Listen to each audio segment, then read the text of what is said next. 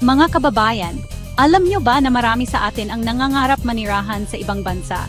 Yung iba, pangarap nilang maranasan yung Winter Wonderland, yung iba naman, gusto yung mas magandang oportunidad para sa pamilya. At syempre, sino ba naman ang hindi maghahanap ng mas mataas na kalidad ng buhay, di ba?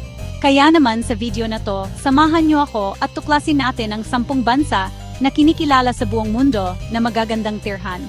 Basta sa iba't ibang pag-aaral at survey, kaya siguradong interesting to, mga kabiyahe.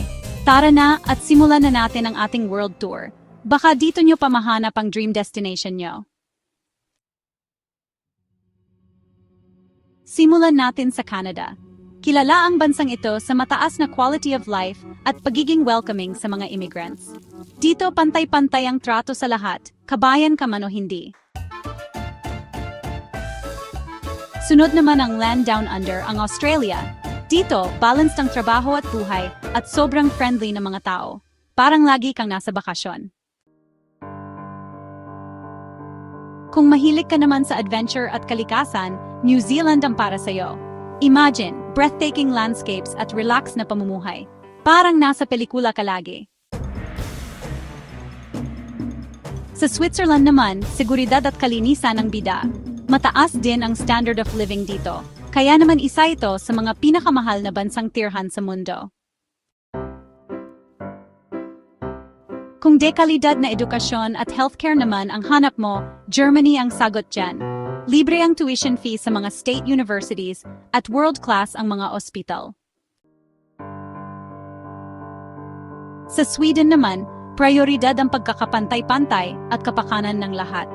May malawak silang social safety net, kaya di mo kailangang mag-alala masyado sa future. Kung mahilig ka naman sa gadgets at technology, Japan ang dapat mong puntahan. Bukod doon, mayaman din ang kultura nila at puno ng kakaibang experience. Ligtas, moderno at maraming trabaho, yan ang Singapore. Isa ito sa mga pinakamayamang bansa sa Asia at isa ring global hub. Sa Norway naman, breathtaking fjords at masaganang benepisyo ang naghihintay.